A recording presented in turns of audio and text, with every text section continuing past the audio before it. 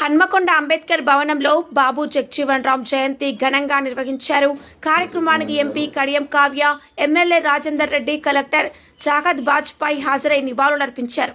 MP Kavya మాట్లాడుతూ దళితుల హక్కుల కోసం ఆయన చేసిన సేవలు చిరస్మరణీయమని పేర్కొన్నారు. ఎమ్మెల్యే రాజేందర్ రెడ్డి ఆశయ సాధన కోసం కృషి చేయడమే నిజమైన నివాళి అని తెలిపారు. కలెక్టర్ మాట్లాడుతూ సాధారణ స్థితి నుంచి ఉన్నత స్థాయికి ఎదిగిన ఆయన జీవితం ప్రతి ఒక్కరికి స్ఫూర్తి అని అన్నారు. కార్యక్రమంలో ప్రజా ప్రతినిధులు, అధికారులు పాల్గొన్నారు.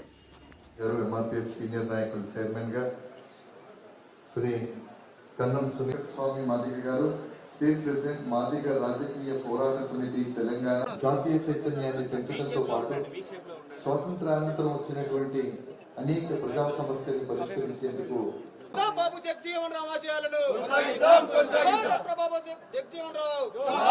వివక్షతను ఎదుర్కొన్నారు.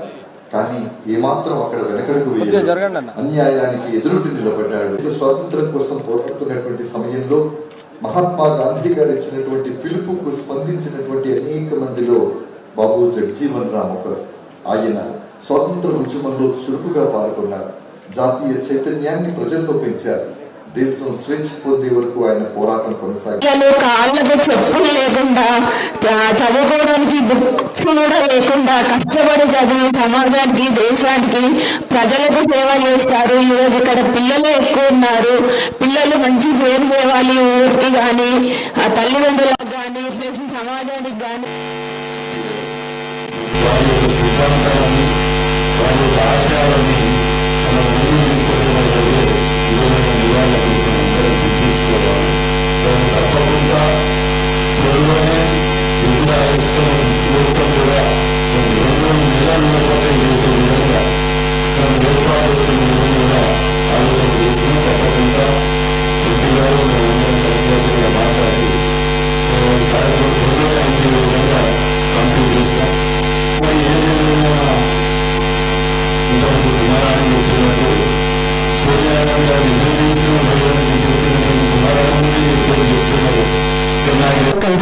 గారికి, ఎంఆర్పిఎస్ సంఘం నుంచి వచ్చిన మండకుమార్ గారికి, పుట్టరవి గారికి, ఉత్సవ్ కమిటీ చైర్మన్ బండారి సురేందర్ గారికి, ఉత్సవ్ కమిటీ వైస్ చైర్మన్ కన్నం సునీల్ గారికి, వేదిక మీద ఉన్న ప్రతి ఒక్కరి ఆఫీసర్స్ కి, కమ్యూనిటీ మెంబర్స్ నమస్కారం. ఇంతకుముందు ఆయన చరిత్ర గురించి, ఆయన లైఫ్ గురించి, ఆయన ఎలా ఒక చిన్న కుటుంబంలో పుట్టి ఒక కష్టపడి స్మాల్ ఫ్యామిలీ నుంచి ఆయన డెప్యూటీ ప్రైమ్ మినిస్టర్ లెవెల్ దాకా వెళ్ళినారు. 30 years 30 సంవత్సరం కంటిన్యూస్ గా పార్లమెంట్ మెంబర్ గా ఉండి వేరే వేరే పొజిషన్స్ లో క్యాబినెట్ మినిస్టర్ గా, డిఫెన్స్ మినిస్టర్ గా, యాజ్ అగ్రికల్చర్ మినిస్టర్ గా మన కంట్రీ కోసం ఆయన పని చేసినారు. దాంతో మోస్ట్ ఇంపార్టెంట్లీ ఈ సమాజం కోసం ఆయన స్వతంత్ర టైం నుంచి మన సమాజం కోసం, ఒక సోషల్ ఈక్వాలిటీ కోసం, డిస్క్రిమినేషన్ ఫ్రీ సొసైటీ కోసం, ఈక్వాలిటీ కోసం ఆయన పని చేసినారు. మనం ఎంత దాకా వచ్చినాము, ఇంకా ఏం చేయడానికి ఉంది మనకు. కంపల్సరీ అప్పుడు నుండి చాలా ప్రోగ్రెస్ అయింది, కానీ 100% హ్యావ్ వి అచీవ్డ్ ఇట్, అది ఒకటి ఆలోచించడానికి పరిస్థితి ఉంది. ఇంతకుముందు చాలా మంది స్పీకర్స్ చాలా ఇష్యూస్ గురించి కూడా చెప్పినారు. కొన్ని ల్యాండ్స్ ఇష్యూ గురించి ఇక్కడ మనకు ఆడియో గారు కూడా ఉన్నారు. నేను ఆయనతో రిక్వెస్ట్ చేస్తాను, కంపల్సరీ మనకు ఒక వారంలో ఒక ప్రోగ్రెస్ వచ్చేలాగా చూడాలి. ఈరోజు బాబు జగజీవన్ రామ్ జయంతి రోజు మన అందరికీ ఒకటి ఇది మనం ఆలోచించాలి, ఆయన ఒక సోషల్ ఈక్వాలిటీ గురించి ఆయన జీవనంతో ప్రయత్నం చేసినారు.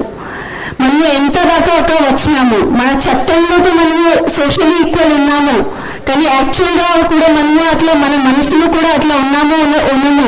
లైక్ వారి in our minds also is everyone equal or not, అది ఒకటి ఆలోచించడానికి పరిస్థితి ఉంది. అండ్ ఈ రోజు మన అందరూ ఒకసారి we should introspect about it. మళ్ళీ ఒకసారి ఈ కార్యక్రమానికి వచ్చిన ప్రతి ఒక్కరికి ధన్యవాదాలు. అండ్ ఉత్సవ్ కమిటీ వాళ్ళు ఇది ఏర్పాటు చేసినారు, వాళ్ళకి కూడా చాలా ధన్యవాదాలు. అందరికీ కూడా జై హింద్. మన రోజు ఇది, మన పండుగ. జై భీమ్.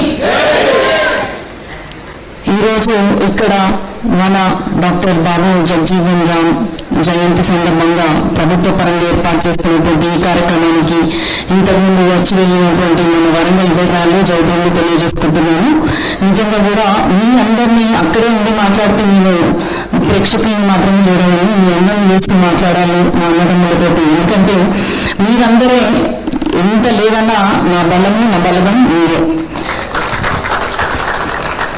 మీ మధ్య నుంచి వచ్చిన దాన్ని కాబట్టి నిస్సందేహంగా మీ బిడ్డనే.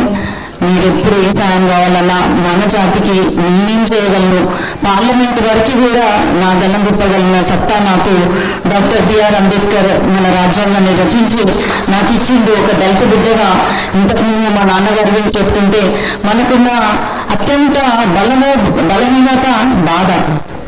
ఇట్లనే మన హృదయం ద్రవించిపోతుంది, మనకి కళ్ళల్లో నీళ్ళాగం. అట్లాంటి సున్నిత మనస్కులు మన దళితులు.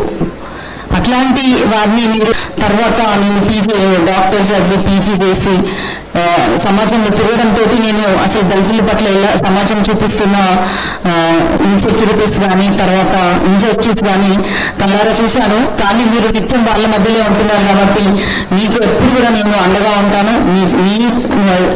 మీ దృష్టిలో వచ్చినటువంటి ఏ సమస్య అయినా నేను తెచ్చడానికి సిద్ధంగా ఉంటాను.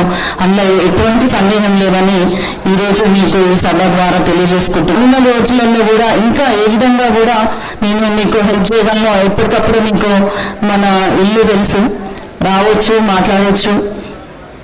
ఇప్పుడు ఇంకొక విషయం ఏంటంటే ఏప్రిల్ అనేది ఒక పండుగ.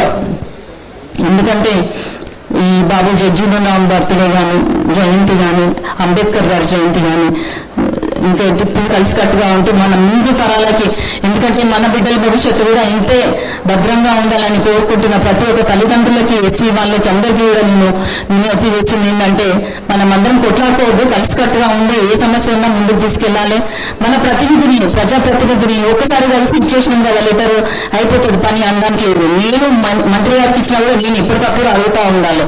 ఎందుకంటే వాళ్ళకు ఎన్నో పనులలో మన పని ఒకటే ఉంటుంది, వాళ్ళకి 100 పనులు ఉండొచ్చు. కాబట్టి మనకు కావాల్సిన పనులు మనం నేర్చుకోవాలంటే మనం నిత్యం వాళ్ళని అడుగుతూ ఉండాలి, వాళ్ళ వెంటబడుతుండి పనులు చేసుకోవాలని అందరూ తెలియజేసుకుంటూ మీ అందరిని ఇట్లా కలుసుకోవడము, నా దళిత సోదరి మనులు మీ సోదరులను కలుసుకోవడం చాలా సంతోషంగా మనం తెలియజేసుకుంటూ, మా నాన్నగారు ఏ విధంగా అయితే 94 నుంచి ఎంఆర్పిఎస్ వారితో దాన్ని బలోపేతానికి ప్రయత్నం చేస్తున్నారో ఇప్పటి వరకు కూడా నేను కూడా మీ నుంచి వచ్చిన ఒక ప్రజాప్రతినిధిగా మీ వెంట ఉంటానని ఈరోజు ఈ సభాముఖంలో మీకు తెలియజేసుకుంటూ సెలవు తీసుకుంటున్నాను.